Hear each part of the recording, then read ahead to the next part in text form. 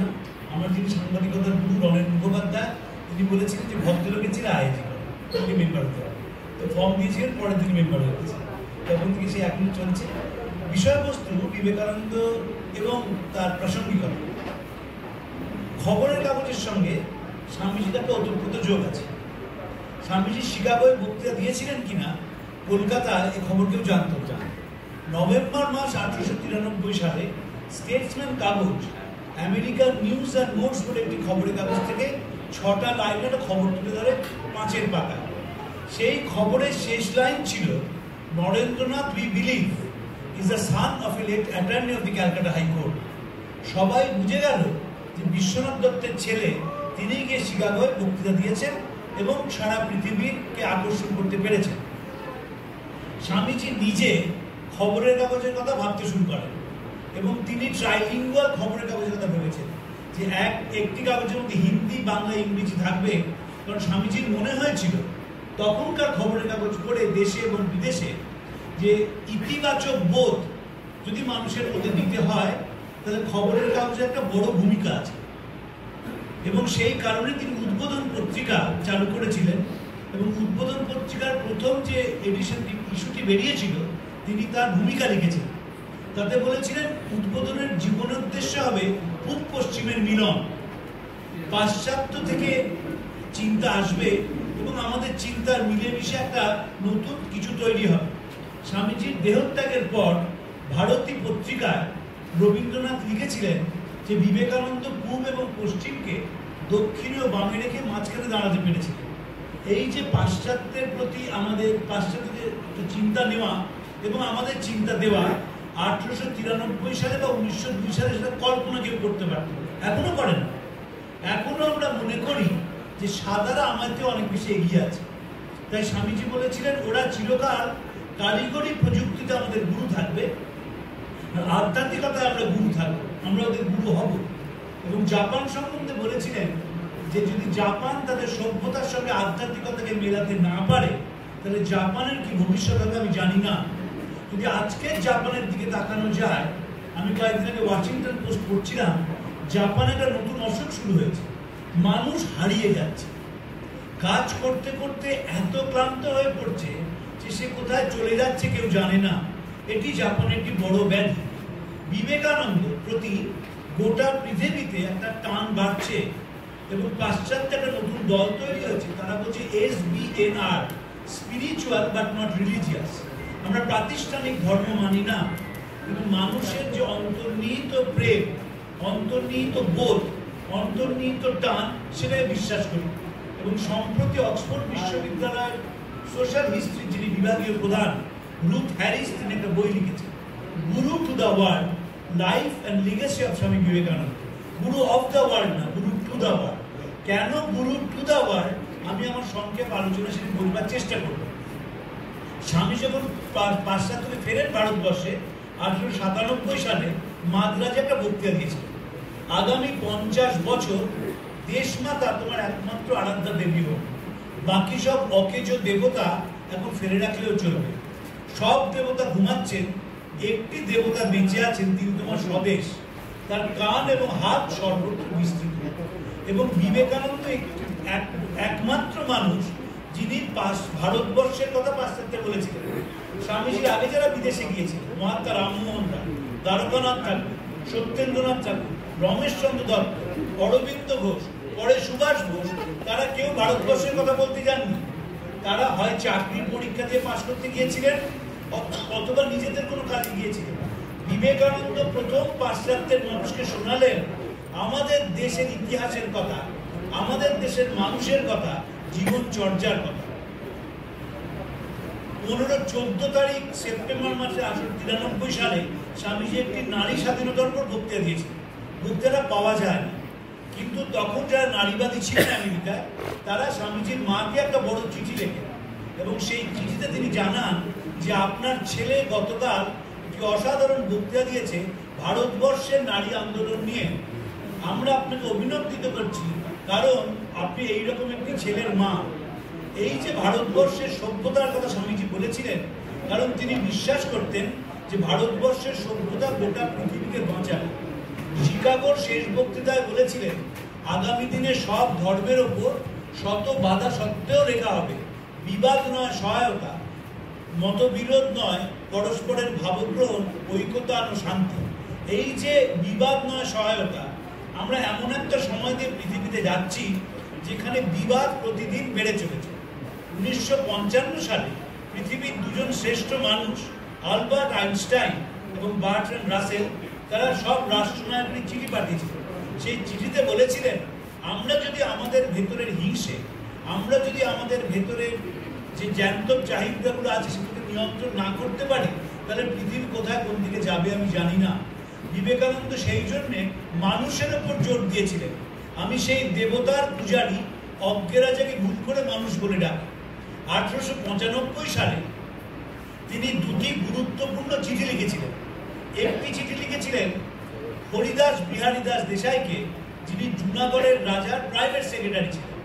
তাকে বলছেন, so long millions live in hunger and ignorance, I hold every educated Indian a traitor, who having been educated, nursed into luxury but the heart's blood of the downtrodden, thousands of toiling poor, never even pays the least to them. আমরা বিশ্বাসঘাতক বলে মনে করি যারা সাধারণ মানুষের পয়সায় পড়াশোনা শিখে তার দিকে ফিরেও তাকায়। এই যে সাধারণ মানুষের পয়সায় পড়াশোনা শিখে তার দিকে তাকানো, এটা আমরা করি না। কেন করি না? কারণ মনে রাখতে হবে, আমরা যে শিক্ষা ব্যবস্থার মধ্যে দিয়ে বড় হই সেটা উডস বলেছিলেন ক্লার্ক এডুকেশন। আমাদের করণিক করতে চেয়েছিল সাহেবরা, এবং এখনো সেই করণিকই আছি। মেকলে বলেছিলেন একটা নতুন শ্রেণী আমরা তৈরি করব, যারা আমাদের সঙ্গে যাদের উপর আমরা অত্যাচার চালাই তাদের যোগসূত্রের কাজ করবে। তারা দেখতে হবে ভারতীয়দের মতো, কিন্তু চিন্তায়, চেতনায়, কথায়, বার্তায় হবে ইংরেজ। ভারতবর্ষের সবচেয়ে বড় দুর্ভাগ্য যে আমরা সাহেবদের চোখ দিয়ে নিজেদের দেশটাকে দেখি এবং নিজের দেশটাকে দেখার একটা প্যারামিটার ঠিক করে ফেলি। ইদানিংকালে যেমন মন্ত্রী থেকে আমরা সকলে জহর কোট পড়ার একটা প্যারামিটার তৈরি করেছি। আগে ছিল না, কিন্তু বিধানটাকে কোনদিন জহর কোট পড়া দেখেছেন? শুধু পণ্ডিত নেহরু পড়তেন। এখন সব আমরা অ্যাক্রস দ্য বোর্ড, এসডিও থেকে চিফ সেক্রেটারি, ওই জহর কোট প্যারামিটার আমরা বিশ্বাস করি। বিবেকানন্দ ভাঙতে চেয়েছিলেন, বলেছিলেন মানুষ হচ্ছে আসল কথা, এবং যে মানুষ যন্ত্রণার মধ্যে আছে, যে মানুষ কষ্টের মধ্যে আছে, যে মানুষের চোখে জল পড়ছে, যার কণ্ঠ স্তব্ধ হয়ে গেছে, তুমি যদি তোমার তার পাশে দাঁড়াতে না পারো, সেই জীবনের কোনো মূল্য নেই। মাইসোরের মহারাজা 1895 সালে তার বাড়ির কয়েকটি ঘর খুলে দেন, তাদের দরিদ্র ছেলেমেয়েরা সেখানে পড়াশোনা করতে পারে। স্বামীজি তখন সুইজারল্যান্ডে আছেন, লেক লুসার্নে, সাথে পল ডয়েসন বিখ্যাত ইন্ডোলজিস্ট। তিনি বিবেকানন্দের বন্ধু ছিলেন, কারণ দুজনের সংস্কৃতে কথা বলতেন। রাজাকে অভিনন্দন জানিয়ে স্বামীজি একটা চিঠি লেখেন। চিঠির শেষে বলছেন, this life is short, the vanities of the world are all transient, but they alone live who live for others, the rest are more dead than alive. এই জীবন কয়েকদিনের, জীবনের চাকচিক্য কয়েকদিনের। সেই বেঁচে থাকে যে পরের জন্য বেঁচে থাকে, বাকিরা মৃত প্রেত তুল্য। এই যে পরের জন্য যে বাঁচা যায়, এটা আমরা কেউ বিশ্বাস করতাম না। বিশ্বাস করতাম নিজের জন্যই তো বাঁচবো। এখন ইংরেজি ভাষায় দুটো নতুন শব্দ যোগ হয়েছে। একটির নাম উবুন্টু, আরেকটির নাম ইকাগাই। উবুন্টু মানে হচ্ছে I am because we are. Washington পোস্টের একজন সাংবাদিক, তিনি আফ্রিকায় গিয়েছিলেন। আফ্রিকায় গিয়ে দরিদ্র ছেলে মেয়েদের মধ্যে ফল বিতরণ করেছে। দেখা গেল তারা কেউ ফল খেলো না, ফল জমিয়ে রাখে। সাংবাদিক জিজ্ঞেস করলেন, ফলগুলো খেলে না কেন? তোমরা তো দরিদ্র খেতে পাও না। তারা বললো, আমরা খাবো না, আমরা সবাইকে মিলেমিশে খাবো। তাই বলা হচ্ছে I am because we are. Swamiji বলছেন, সমষ্টির দিকে বেষ্টি সময় এগিয়ে যায়। ব্যক্তির জীবন সমষ্টিকে ঘিরে, ব্যক্তি সমষ্টি ছাড়া বাঁচতে পারে না। আর দ্বিতীয় কথা, ইকাগাই মানে হচ্ছে, আজকাল জাপানিরা বলছে যে দেখো, কাজ যে করবে সেই কাজের মধ্যে যদি আনন্দ না থাকে, সেই কাজের কোনো মূল্য নেই। মানুষ যদি যন্ত্রের মতো কাজ করে যায়, তাহলে সেই যন্ত্রের কাজে সে মানুষ আনন্দিত হয় না। তাই কাজের মধ্যে আনন্দকে খুঁজে নিতে হয়। তাই তারা বলছে কিভাবে সে আনন্দ পাবে, বলছে প্রফেশন, প্যাশন, ভোকেশন, এই তিনটে মেলাতে হবে। বিবেকানন্দ বলেছিলেন, যদি বাঁচতে চাও জন অরণ্যে হারিয়ে যাও, অন্য কোনোভাবে বাঁচা যাবে না। স্বামীজি একটি চিঠিতে লিখছেন, ভারতবর্ষ কি মারা যাবে? যদি মারা যায় তবে আধ্যাত্মিকতার মৃত্যু হবে। সেখানে রাজত্ব করবে কাম এবং বাসনা। অর্থ হবে তার পুরোহিত, তার পূজার উপকরণ হবে পশুবর, প্রতারণা, নিষ্ঠুর প্রতিযোগিতা, আর বলির বস্তু হবে মানবাত্মা। মানবাত্মা তখনই মারা যাবে যখন আধ্যাত্মিকতা চলে যাবে।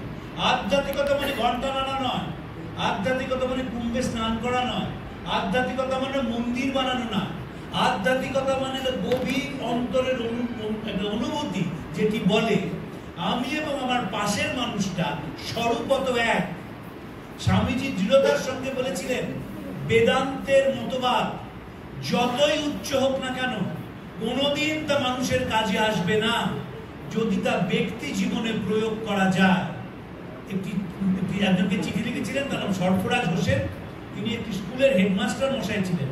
স্বামীজি 1898 সালে তাকে লেখেন, I see in my mind's eyes future India rising, glorious and invincible. A Vedantic brain with an Islamic body is the only hope. ভারতবর্ষের পক্ষে বেদান্তের মস্তিষ্ক ও ইসলামীয় দেহ প্রয়োজন। ইসলাম সমাজে রাজা এবং সাধারণ মানুষ একসঙ্গে নমাজ পড়ে। বেদান্ত সেই একই কথা বলে, সকলের মধ্যে অন্তর্নিহিত শক্তি বর্তমান, কিন্তু সমাজ জীবনে যেহেতু সেটি প্রয়োগ করা হয় না, তাই যতদিন এই বোধ সমাজ জীবনে প্রয়োগ করা যাবে ততদিন ভারতবর্ষ জাগবে না। স্বামী দৃঢ়তার সঙ্গে বলেছিলেন। যদি সুভাষচন্দ্রের কথা আমরা দেখি, তিনি তো বিবেকানন্দের একেবারে মানব ভাবশিষ্য ছিলেন। তিনি কলকাতা কর্পোরেশনের চিফ এক্সিকিউটিভ অফিসার ছিলেন, ICS, এবং এসেই তিনি একটি চিত্তরঞ্জন দাসকে নোট পাঠালেন যে কলকাতা কর্পোরেশনে অবৈতনিক প্রাথমিক শিক্ষা দিতে হবে। চিত্তরঞ্জন বলল, আমিও বিলে ঘুরে এসেছি, এরকম কোথাও দেখিনি। কর্পোরেশন রাস্তা ঝাঁট দেবে, জল দেবে, কিছু স্বাস্থ্য সচেতন করবে ইত্যাদি, স্কুল খুলবে কেন? কিন্তু সুভাষচন্দ্র লেগেছিলেন এবং নিজে যখন মেয়র হন সেটি চালু করেছিলেন। মনে রাখতে হবে, শুধু কলকাতা বা ভারতবর্ষ নয়, এশিয়াতে প্রথম পুরসভা কলকাতা পুরসভা যারা অবৈতনিক প্রাথমিক বিদ্যা চালু করেছিল। এবং সাথে সাথে যাতে যারা স্কুলে পড়তে আসবে তাদের মধ্যে একটু বল সঞ্চার করা যায়, তাই বিনা পয়সায় দুধের ব্যবস্থা করা হয়েছিল, যার বড় এডিশন এখনকার মিড ডে মিল।